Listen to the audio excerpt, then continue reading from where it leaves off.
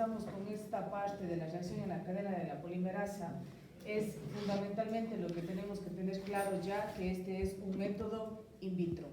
La función de la ADN polimerasa es la misma función que cumple la ADN polimerasa 3 en el momento de la replicación.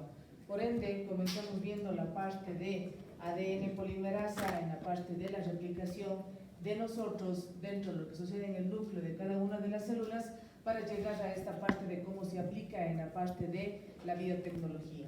La parte de la PCR va a ser fundamental incluso para la secuenciación, que vamos a ver ahora, y en esta parte de aquí el proceso va a ser un proceso muy rápido. Nosotros hemos hablado y hemos quedado claro que la parte de la replicación en cada una de nuestras células se da únicamente cuando la célula va a entrar en división. Esto de aquí es un proceso que lo vamos a realizar en el laboratorio todo el tiempo.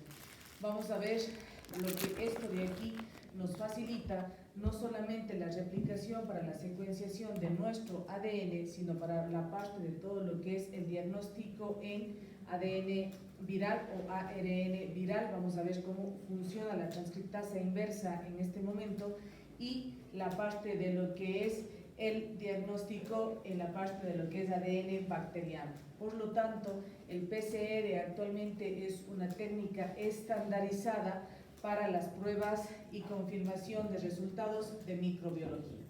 El proceso se va a dar en el laboratorio y vamos a separar la parte de las cadenas de ADN en base a diferentes temperaturas. Los termocicladores, que son los equipos llamados PCR y los que tienen PCR en tiempo real, que nos van diciendo realmente con qué velocidad se replica y cuántas copias tenemos para ver si en la parte de microbiología es un resultado positivo o no.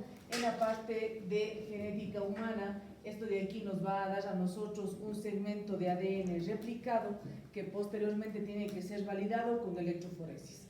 ¿Han visto alguna vez una electroforesis? ¿Saben cómo funciona una electroforesis? Nunca. En el colegio nunca vieron una electroforesis. Es como Sí. es una camita de agar, donde tú pones electrodos, un polo positivo y un polo negativo, y haces que, o sea, hay como ranulitas, ¿no? Donde hay cada uno, o sea, donde ahí pones diferentes fragmentos de ADN, y estos fragmentos se van a ir moviendo hacia el polo, creo que era el positivo, dependiendo de la velocidad, porque si los más pesaditos se van a mover más lentos, y los más finitos se van a mover más rápido, y así te queda como una cosita así bien larga, donde están los que tienen muchos pases de par y los que tienen menos, y así puedes comparar y ver si es como el mismo tipo de ADN. Y si realmente amplificó o no. Ajá. La única situación es de que el G no es de agar, sino es de agarosa. Eso. Sí, es de agarosa. Ese es un proceso que se hace dentro del laboratorio. Los geles los preparamos generalmente nosotros mismos en el laboratorio, y los que trabajan ya en esta parte de forma masiva los compran ya hechos. Es una cama de agua, porque por eso es electroforesis. El agua es el mejor conductor de la electricidad, y estas de aquí, al ser proteínas, migran. Eso es lo que, después de haber hecho el proceso dentro de la parte del termociclador, va a ingresar en una cama de electroforesis, y vamos a valorar cuánta cantidad realmente se replicó o no. La parte de cada pico que hace el PCR, o cada ciclo que hace el PCR, va a replicar una cadena. Esto va a estar en dependencia del tipo de equipo que utilicemos. Hay equipos que son mucho más rápidos, hay equipos que son más lentos, pero podemos llegar a replicar en más o menos 5 minutos. Por lo tanto, hay, según el número de copias que necesitemos, algunos van a demorarse 1, 2 o hasta 3 horas. Es realmente un proceso muy rápido. Este rato ya los resultados de COVID, de influenza, los podemos tener en 30 minutos, 20 minutos. Por ende, la parte de lo que es replicación viral y lo que es, en otros casos, replicación bacteriana, es sumamente rápido, es veloz. En este momento, la parte de, estamos en un pico de infecciones respiratorias nuevamente. Si alguno se va a hisopar este rato, le dan un resultado de PCR en 20 minutos. Eso es lo que les da en este momento cualquier laboratorio. Y es esto de aquí el procedimiento que se hace para indicar si es un PCR positivo o es un PCR negativo. ¿Ok? En la reacción de la cadena de la polimerasa va a estar catalizada siempre por la ADN polimerasa, que es la base del mismo nombre de la prueba, ¿ok? ¿Y qué vamos a necesitar? Siempre un molde de la cadena a partir de la cual vamos a replicar, porque si yo no tengo el ADN de quien quiero replicar, no me sirve de nada la tecnología que tenga. Y dos, el par de cebadores, que son los que van a estar en el grupo 3OH cumpliendo la misma función que cumple la ADN polimerasa en la replicación en el núcleo celular, ¿ok? Por lo tanto, cuando preparamos, nosotros lo preparamos en un tubo de Eppendorf, eso sí conocen, ¿verdad? Los tubos chiquititos de plástico que tienen una tapita arriba, o tampoco conocen lo que es un tubo Eppendorf. ¿Son como los que uno saca la sangre? No, mucho más chiquititos.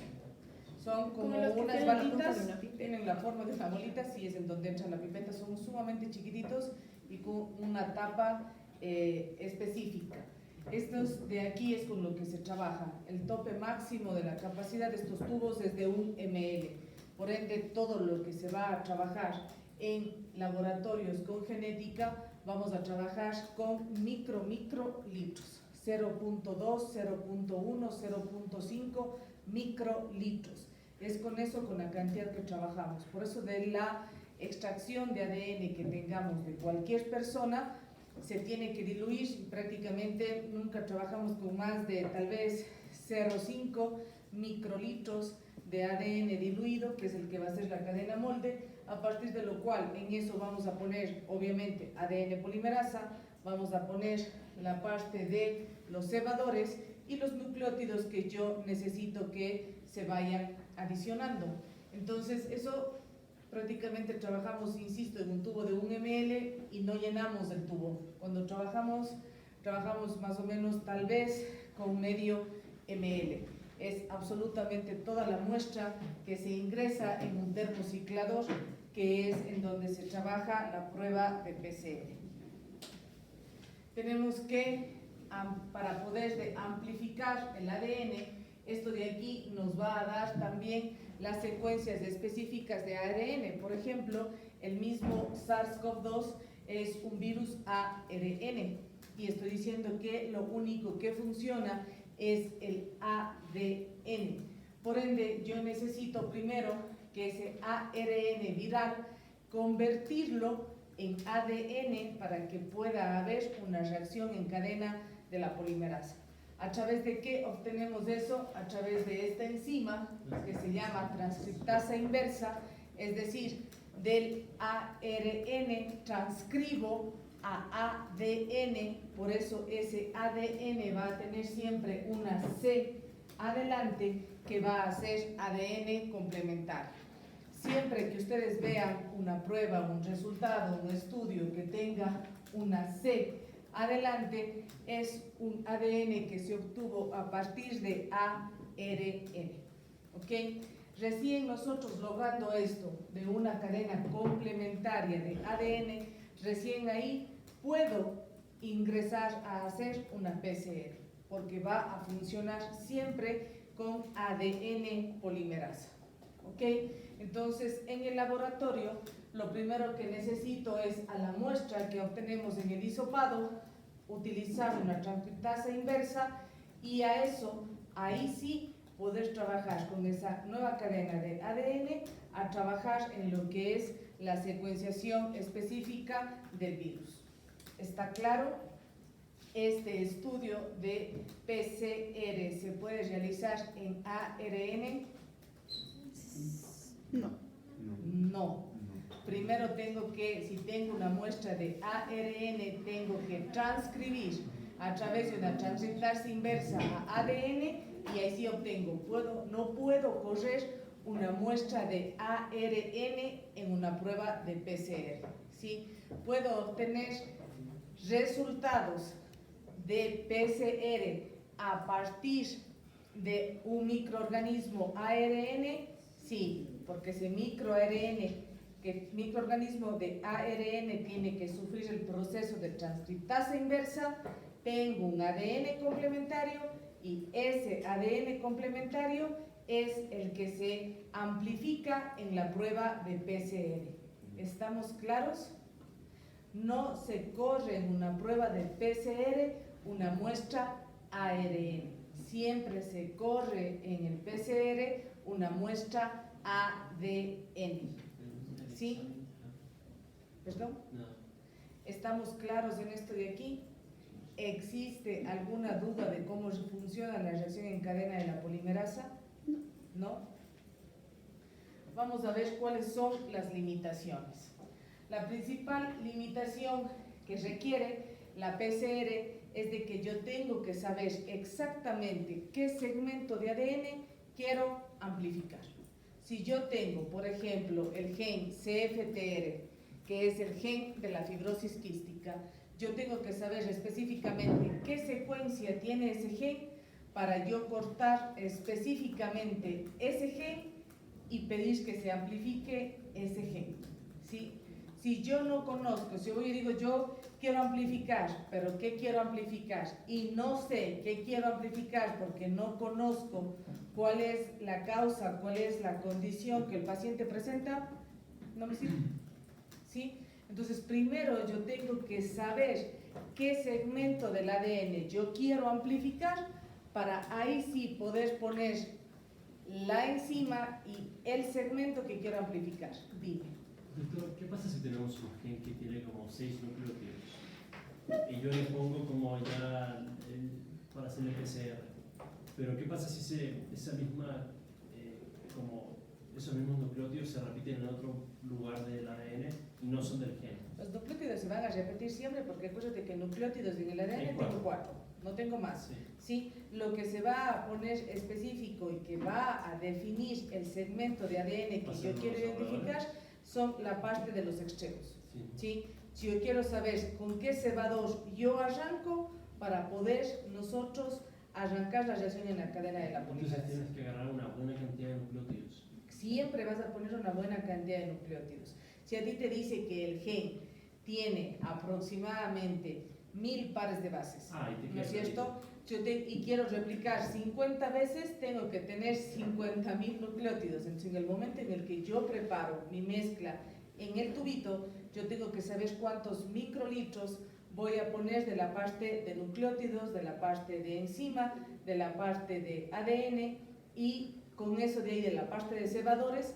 para nosotros saber específicamente cuánto vamos a amplificar. Y doctora, si es que uno quiere hacer que el PCR sea más rápido, ¿le podrías poner más enzimas nomás? No.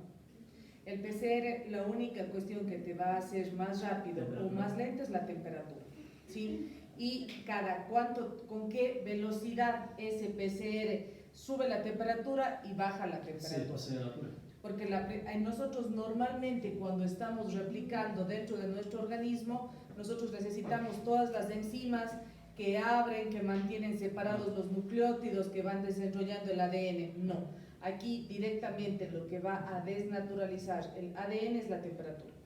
Más o menos tenemos que llegar aproximadamente a unos 96 grados para que las dos cadenas se separen. Después necesitamos bajar la temperatura más o menos a unos 60, 50 grados, en donde empieza a actuar la ADN polimerasa y luego tiene que volver a subir. Entonces, por eso se llama termociclador la parte del equipo. Eso lo habíamos investigado para el trabajo de huella genética. Ajá. La parte del termociclador es la parte de lo que nos va a ir dando las subidas y bajadas específicas de la temperatura, lo que va a permitir que la cadena se abra, exista la reacción y se vuelva a cerrar. ¿Sí? Esto de aquí, la otra complicación que vamos a tener es de que para amplificar nosotros necesitamos tener pruebas mínimas, cantidad mínima de ADN y nosotros podemos replicar.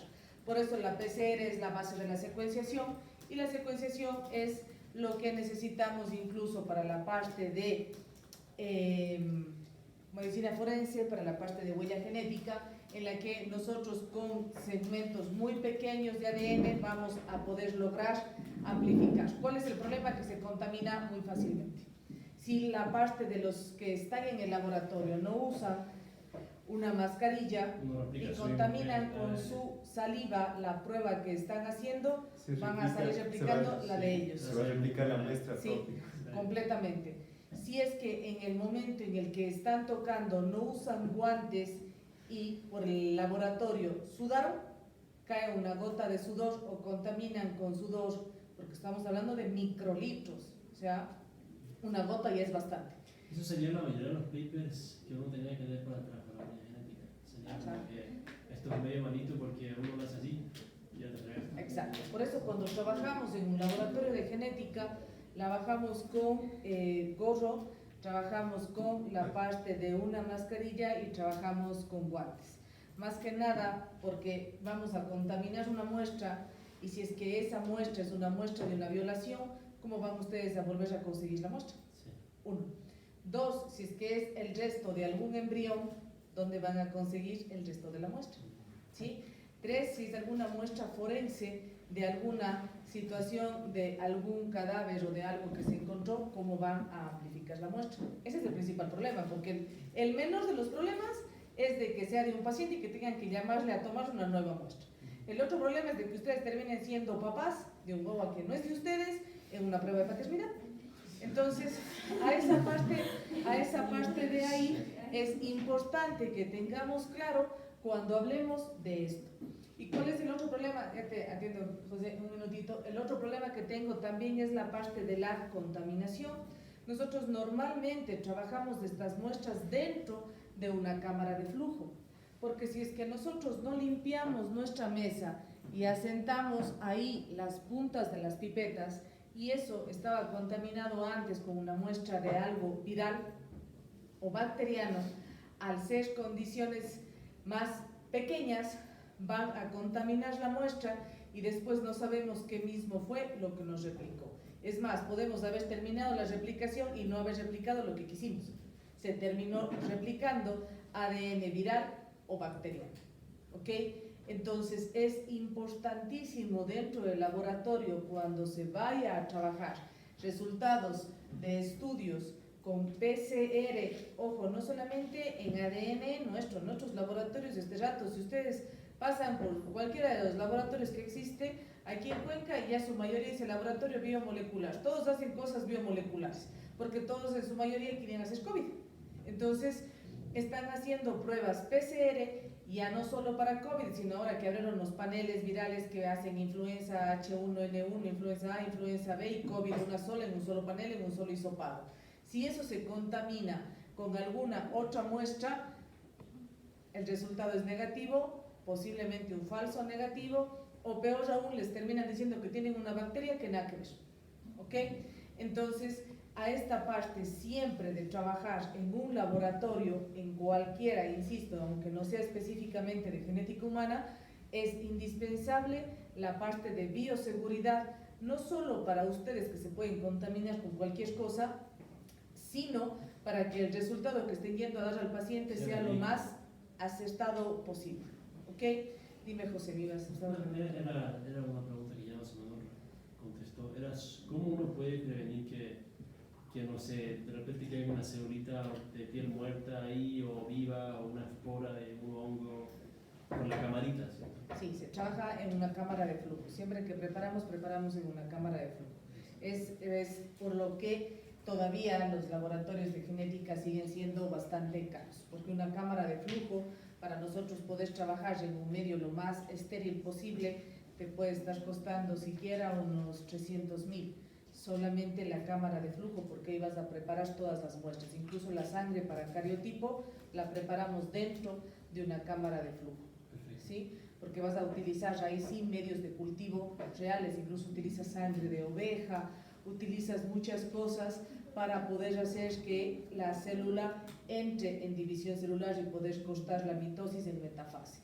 Pero todo lo que trabajas para un cariotipo va dentro de una cámara de flujo. Y eso lo sacas a una incubadora que está dentro de un cuarto donde entras vestido, ¿sí? Entonces, asimismo, en la parte de biología molecular, entrar a laboratorios ya específicos de biología molecular, que ustedes muchas de las veces ven en las películas, son cuestiones que las puertas se activan, nadie toca las puertas, únicamente entras porque todo se puede llegar a contaminar. ¿Ok? Y una de las limitaciones más grandes y que cada día mejora es la parte de la exactitud. Nunca vamos a poder replicar, por más tecnología que tengamos, con la misma fidelidad con la que replica una célula humana, ¿sí? Las células humanas van a replicar siempre, porque acuérdense que nosotros al terminar la replicación tenemos la parte de revisión. Sí. Aquí no hay revisión, aquí replicó y si entró uno mal, se acabó. No hay nada que la revise. En las células humanas acaba la replicación y viene toda la revisión de que esa replicación haya sido acorde. En este caso de aquí, que insisto, es un método in vitro, es un método en laboratorio, cualquier situación de la que pase mal, que tenía que entrar un nucleótido y entró otro, ya fue. Porque esta de aquí nadie la revisa sino hasta cuando termina el proceso completo y revisamos. ¿Ok? Estamos claros en las limitaciones que podemos llegar a tener. ¿Y cómo lo revisa? ¿Cómo que la mete como un computador y ahí puede ver? ¿Qué? La frecuencia, o sea, ¿cómo quedan los nucleótidos? No, esto de aquí ya no te sirve porque en este caso, por ejemplo, en lo que son pruebas de microbiología, lo único que te mide es amplificación, es decir, ¿te contaminaste o no te contaminaste? No te dice, no te sale una prueba PCR, no te dice es el virus SARS-CoV-2 tipo A, virus SARS-CoV-2 tipo B, no. A nosotros lo que te dice la PCR en tiempo real rápido es amplificó, significa que sí había componente de ADN viral y eso de ahí amplificó, por lo tanto estás enfermo, ¿ok? Cuando yo vamos a la parte de genética humana, a la parte de biotecnología de nosotros, la PCR es el paso previo a la secuenciación, ¿sí? Entonces aquí después de esto yo voy a secuenciar y ahí vienen muchas de las veces dificultades. ¿En qué sentido? Si yo secuencio y pasó un nucleótido mal, viene la duda. ¿Es una mutación del paciente o es un problema en el momento en el que amplificaste? ¿Ok? Entonces eso muchas de las veces... ¿Cómo verifican eso? ¿Cómo verifican? O sea, ¿cómo pueden verificar que es una mutación del paciente o una mutación por una equivocación o un problema en el proceso? En el proceso, Ajá. lo primero es valorar, por ejemplo, en la amplificación del gen, del mismo CFTR, nosotros vamos y nos sale a una mutación, ¿ok? Secuenciamos y dicen sí, hay una mutación. Tenemos siempre la situación de repetir. Entonces yo tengo que repetir y si en el siguiente examen ya no me sale eso, me sale que está todo normal, no existe ese cambio, es decir, aparentemente no mutó, tengo que ir a una tercera prueba, ¿sí? Hasta ver si es que realmente fue un error del equipo o es una mutación realmente del paciente, ¿sí? Porque eso no lo podemos definir. O sea, es alrededor de 3 veces. Si es que te da dudas, sí. Muchas de las veces, ¿qué es lo que más duda nos da? Por ejemplo, pedimos un exoma y me sale una mutación en un gen que nada tiene que ver con la sintomatología del paciente. Nada tiene que ver, no, es poco probable que sea, necesito repetir, ¿sí? Pero la exactitud es una de las mayores limitaciones que tenemos, ¿ok? ¿Alguna duda en esta parte de PCR? ¿Exactitud se refería a que la replicación celular debe ser exacta o cómo? La exactitud. Sí, la replicación dentro del núcleo celular, como sufre varias revisiones, es realmente precisa.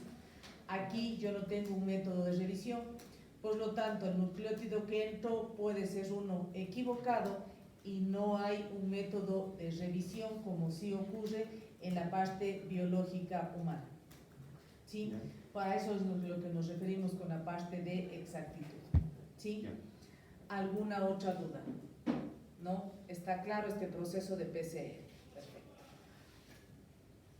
Vamos a ver este de aquí, que es específico. En 1986, el bioquímico estadounidense Cary Mullis desarrolló un método de laboratorio que permite multiplicar enormemente el número de moléculas de ADN de una muestra desconocida del tamaño ínfimo. La técnica, llamada reacción en cadena de la polimerasa o PCR por sus siglas en inglés, le valió el premio Nobel en 1993, 7 años después de publicar sus resultados experimentales. En el video de hoy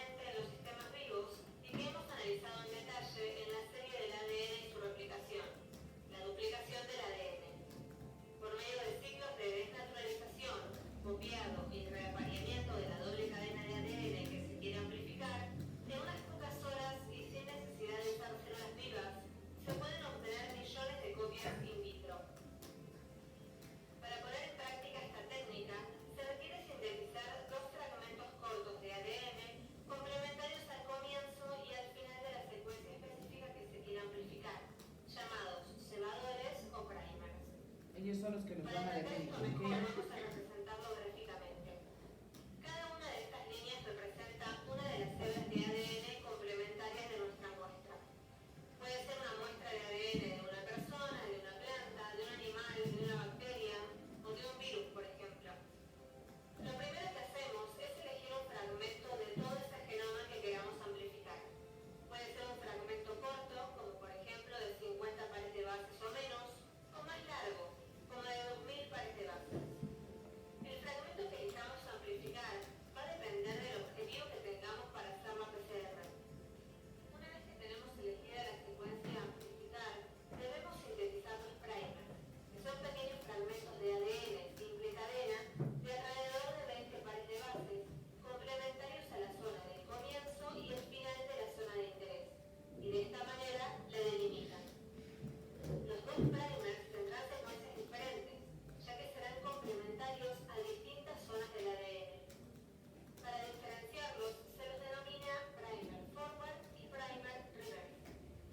Hay que considerar que el producto final de la PCR incluye las zonas complementarias a los primers. Una vez que tenemos los primers, la muestra de ADN se coloca en una solución que contiene ADN polimerasa, los 4 nucleótidos en cantidad y los primers mencionados. El método se basa en la repetición cíclica de 3 reacciones sucesivas. Primero ocurre la desnaturalización. La solución se calienta para que las dos cadenas de ADN se separen. La temperatura a la cual la doble hélice se desnaturaliza depende tanto del largo del fragmento como del contenido del GC. Mientras mayor sea el contenido del GC, mayor debe ser la temperatura de desnaturalización, y mientras mayor sea el largo del ADN molde, mayor debe ser el tiempo de desnaturalización. En general, la temperatura utilizada es 94 grados, ya que a lo largo de 30 ciclos es la máxima temperatura que las enzimas comúnmente usadas pueden soportar sin una pérdida sensible de actividad. Para una PCR estándar, se recomiendan 30 a 45 segundos a 94 grados. Ven, es Luego sumamente viene la rápido. etapa de hibridación o de anilling, en la que la temperatura se reduce para permitir que los primers se apareen por complementariedad de bases con el ADN molde. La temperatura de hibridación o anilling es crítica, dado que una alta temperatura de anilling impedirá que el primer aparee con el ADN molde, mientras que una baja temperatura favorecerá el apareamiento con secuencias que no son 100% complementarias, dando como resultado amplificaciones inespecíficas. Este parámetro debe ser determinado experimentalmente y depende del contenido del GC y AT de los primers y de su longitud. En general suele rondar los 55 a 60 grados centígrados. Por último, en la etapa de polimerización, la ADN polimerasa cataliza la síntesis simultánea de las dos cadenas a partir de cada fragmento que actúa como primer. La polimerización o extensión se realiza de 68 a 72 grados, dependiendo de la enzima utilizada, y se calcula 1 minuto por cada 1000 pares de bases a amplificar. La temperatura con la que se hace cada proceso es muy importante que conozcamos. No, para nada. La parte de lo que a mí me interesa de esta parte de aquí, vean que nosotros necesitamos primero la desnaturalización, segundo la hibridación y tercero la polimerización. ¿Ok? La parte de la temperatura no es indispensable que se aprenda ni el tiempo, porque como lo escucharon, es un aproximado, las temperaturas que están aquí, eso va a estar en dependencia del tamaño de la molécula. ¿Sí? Mientras más grande la molécula, voy a necesitar mayor temperatura y voy a necesitar mayor tiempo. Esto de aquí es un promedio general de necesitar 94 grados de 30 a 45 segundos. Vean que la temperatura de hibridación es variable y no tenemos un tiempo como tal, y la polimerización me da 1 minuto por cada 1000 pares de bases. O sea que si es que voy a replicar un tamaño de unas 50 a 100 pares de bases, esto se demora 10 segundos, si no es menos. ¿Ok? Por lo tanto, estoy teniendo en un ciclo de 1 minuto, ya está replicado en una ocasión la molécula de ADN. ¿Ok? ¿ok? Es sumamente rápido, eso es lo que hace el termociclador, el equipo en donde todo el mundo le llama el equipo PCR. El equipo PCR realmente es un termociclador, porque el PCR es la técnica, no el equipo, ¿ok?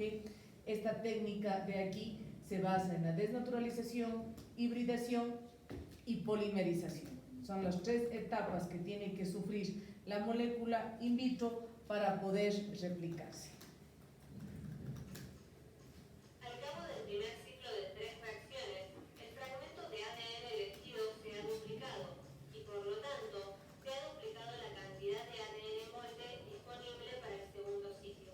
Este gráfico lo tienen ustedes en el libro. Cada ciclo de replicación. Ustedes vean que la replicación es exponencial, ¿sí? No es una replicación de uno por uno, es una replicación exponencial. Los tantos factores que pueden afectar la eficiencia y la especificidad de una PCR, el más crítico es el diseño de los primers. Dado que un oligonucleótido de 15 bases estaría representado por azar una única vez en un genoma como el humano y en pos de la especificidad de la PCR, los primers son típicamente sintetizados como oligonucleótidos de 15 a 24 bases.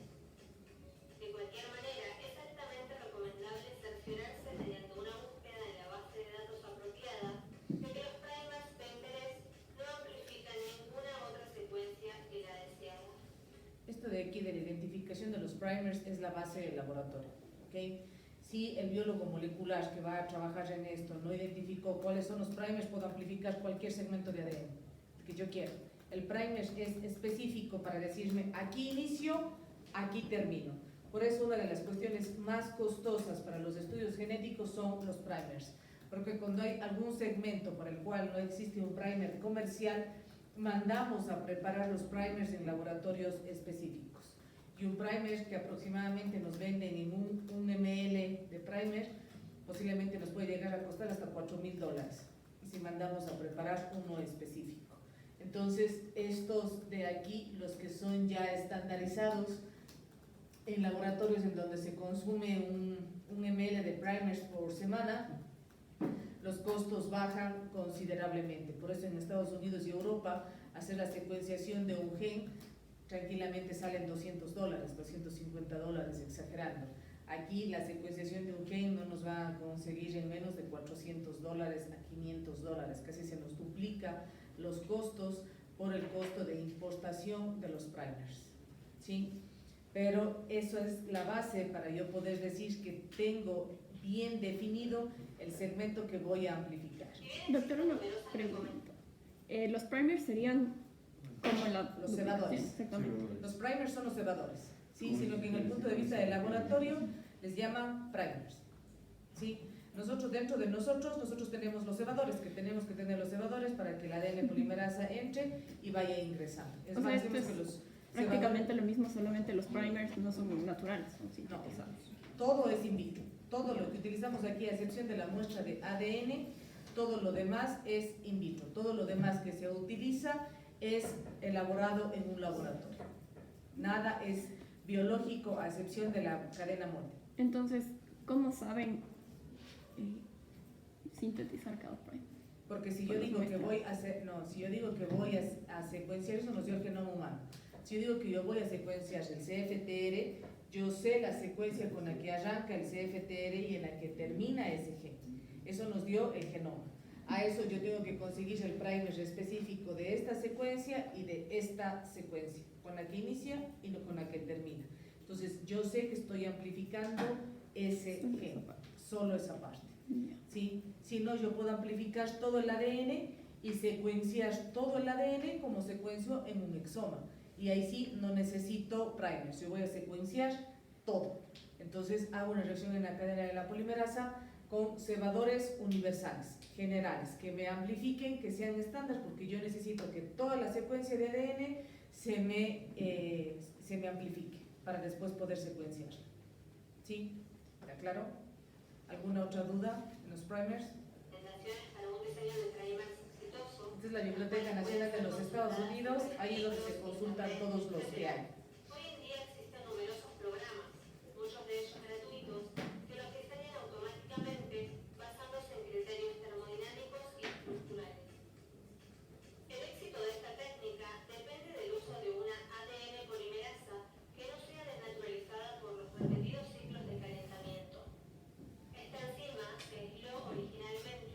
termociclador tiene que ser una enzima obviamente producida externamente en laboratorio y se obtiene de esta bacteria que es la más termosensible que se ha encontrado hasta el momento, que es la TAC, que son las siglas de la bacteria, ¿sí?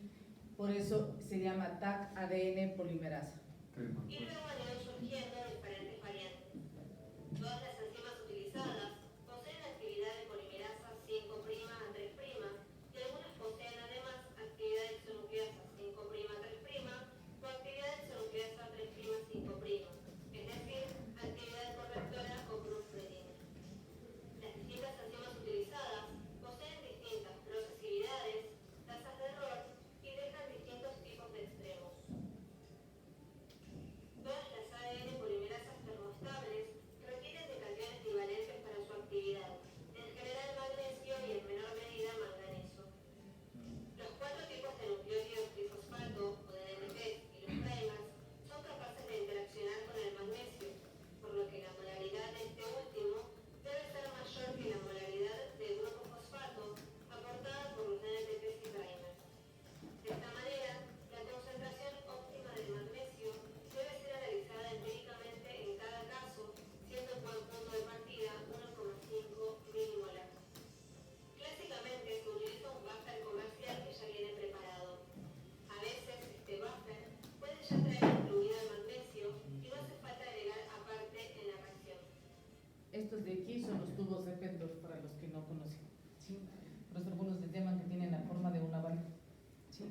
Pero son estos de aquí, los tubos Eppendorf, que cada uno tiene a más 1 ml y es con lo que se trabaja, ¿sí? Tiene la parte completa del kit para realizar la parte de la PCR. Generalmente les venden por kits, lo que les venden adicional son los primers, porque eso sí va a estar según cada segmento, pero todo lo demás viene ya en kits preparados, la solución de buffer, la parte de la ADN polimerasa y los nucleótidos. En 1986, el bioquímico estadounidense Gary Mullis.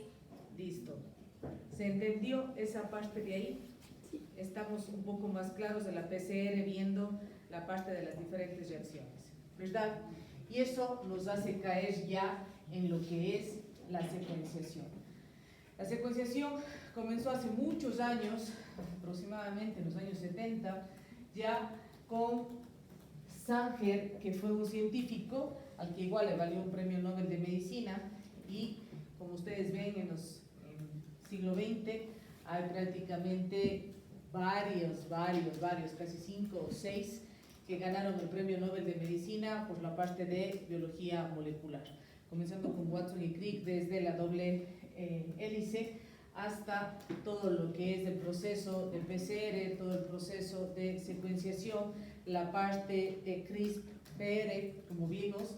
Entonces, realmente esto de aquí es solamente una muestra de la importancia que ha derivado en la medicina los últimos años la biología molecular.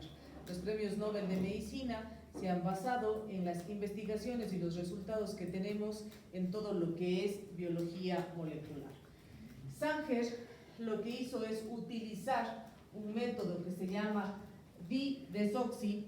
Nosotros normalmente tenemos los desoxirribonucleótidos, estos de aquí, que van a hacer pues simplemente amplificar, como siempre, ¿no es cierto? El orden de los desoxirribonucleótidos está ubicados en una secuencia específica.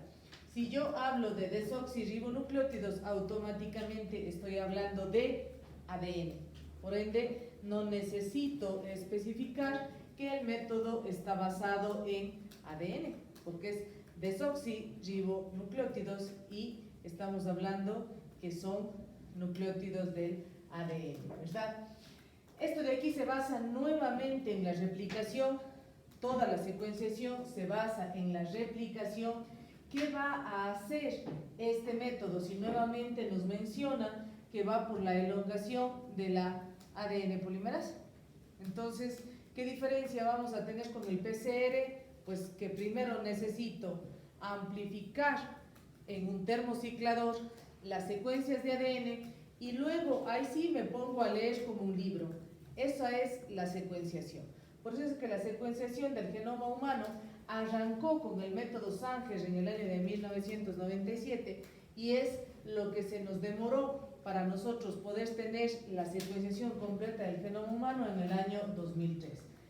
Este método de Sanger, lo que él encuentra en su laboratorio con sus colegas investigadores, es de que existe la posibilidad de hacer un didesoxirribonucleótido, es decir, quitando el grupo OH al azúcar específicamente, lo que ocasiona que ya no se va a encontrar en el grupo 3OH, en el grupo 3, en el sector 3, un grupo OH, sino voy a encontrar un H. Si yo no tengo el grupo 3OH, en donde la ADN polimerasa tiene que ir ingresando los nucleótidos, separa la parte específicamente de la amplificación. Por lo tanto, nos permite a nosotros definir segmentos específicos de ADN, y el método Sanger es todavía a la fecha un método utilizado, es un método que se demora por el proceso de laboratorio, porque esto sí es netamente laboratorio. Ya vamos a ver lo que es la secuenciación de nueva generación, es así, la hacen todas las máquinas y los bioinformáticos, pero esta de aquí es en laboratorio.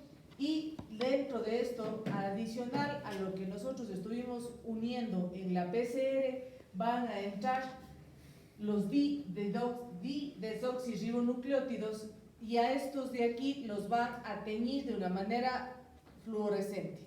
Por lo tanto, vamos a identificar que los encontramos porque se marcó de un color fluorescente, ¿sí?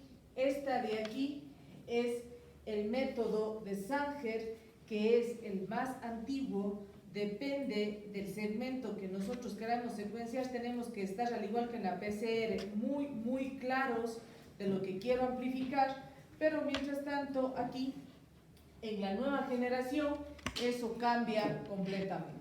Aquí en la secuenciación de nueva generación yo ya no necesito un segmento específico, conocido, claro, solo ese segmento como lo da Sanger. En la parte de la nueva generación, o NGS en sus siglas en inglés, porque todo el mundo lo habla como secuenciación NGS, ya no como secuenciación de nueva generación, sino esta de aquí ya no nos va a amplificar un solo segmento, esta de aquí nos amplifica todo lo que nosotros queramos. Por lo tanto, cuando vamos a secuenciar exomas o genomas es con NGS. Y lo que se viene ya y se está trabajando es en lo que es la secuenciación de la tercera generación. Mucho más rápido, mucho más específico, tiene menos error, porque Sanger es aún un método que, insisto, se utiliza a nosotros, al laboratorista que esté en esto y viendo la electroforesis y viendo luego la computadora. Esto de aquí yo metí en el PCR, saqué del termociclador, metí en la maquinita y eso me lo leyó. Yo simplemente me siento a constatar el resultado del paciente, ver sus bases de datos y emito un diagnóstico. Esto de aquí a nosotros nos permite tener ya la secuenciación de todo el exoma igual, en cuestión de 4 o 5 horas. ¿Sí? Sanger no, Sanger es mucho más lento. Sin embargo, insisto, hasta la fecha Sanger se usa. Al menos aquí en el Ecuador Sanger se usa, porque un equipo de estos puede estarnos costando cerca de 1 millón y necesitamos laboratorios que estén secuenciando todo el tiempo para que justifique la inversión. Por lo tanto, aquí todavía se secuencian genes en Sanger. ¿Ok? Esta técnica de aquí es sumamente rápida. Hay varias, hay una que es el Illumina, que está en el libro de ustedes. No me interesa que sepan todo lo que hace, cómo sube la temperatura, cómo baja, porque realmente ninguno va a conocer un equipo de Illumina a menos que quiera dedicarse a la biología molecular, y posiblemente cuando ustedes terminen la carrera estemos hablando ya simplemente de lo que es secuenciación de tercera generación, en donde ya el Illumina va a haber quedado completamente desactualizado. ¿Ok? Las aplicaciones que vamos a tener en la secuenciación va a estar fundamentalmente diagnóstico de enfermedades de todo tipo, ¿sí? Porque también al momento se está empezando ya secuenciación específica de virus y bacterias para poder clasificarlas y poder definir resistencia o no a ciertos fármacos, lo que nos permite avanzar en terapia génica, no solamente a la parte humana, sino también poder modificar rápidamente la parte de antibióticos para la parte de microbiología o la parte de tratamientos antirretrovirales, fundamentalmente. En la parte de medicina legal es fundamental, ustedes que vieron, trabajaron, estudiaron, resumieron la parte de huella genética, la parte que vamos nosotros, porque todos de aquí con mucha facilidad saben que es un STR, un BNR, un SNP, que fue lo que pusieron en los trabajos, ¿no es cierto? Y ahora ustedes me van a contar a mí el resumen de la huella genética, de lo que trabajaron, me van a contar ahora, ¿no es cierto? Y con esta parte de aquí, en la aplicación de la secuenciación, es lo que en medicina hasta el día de hoy se tiene como función de la secuenciación. Se espera mayores avances en cuanto a terapia génica, pero la parte de la biotecnología está dando pasos agigantados. Insisto, es probable que a mitad de la carrera de ustedes ya la mayoría de las enfermedades hayan sido diagnosticadas por estos métodos. Por lo tanto, es fundamental que ustedes como futuros médicos estén claros cuando les llega un resultado de laboratorio y les dice Sanger, tal secuenciación, ¿ok? O les sale un resultado con una C adelante, saben que lo que secuenciaron fue primero un organismo ARN, que hubo un proceso de transcriptase inversa y ahí sí se secuenció, ¿ok? Esa es la parte fundamental a la que ustedes tienen que llegar desde el punto de vista médico. Los tecnólogos en la parte del laboratorio y los que están dedicados desde el área médica directamente al área del laboratorio son los que deberán conocer la parte específica, técnica de cada una de las pruebas. Eso realmente no me interesa porque vamos a hacer lo mismo. Se van a memorizar cosas que no cumplen un objetivo en la aplicación de la carrera de ustedes. ¿Ok? Entonces, ahora, ¿quién me cuenta qué es la huella genética? A ver, la huella genética se define más como una técnica de laboratorio, o sea, para determinar la identidad de una persona en función de la secuencia de sus nucleótidos de ciertas regiones específicas. Entonces, cuando yo investigué esto, se utilizó, por ejemplo, se utiliza el genoma, o sea, nuevamente tenemos que recurrir a lo que habíamos hablado acerca de la definición, que es el genoma, el conjunto de genes de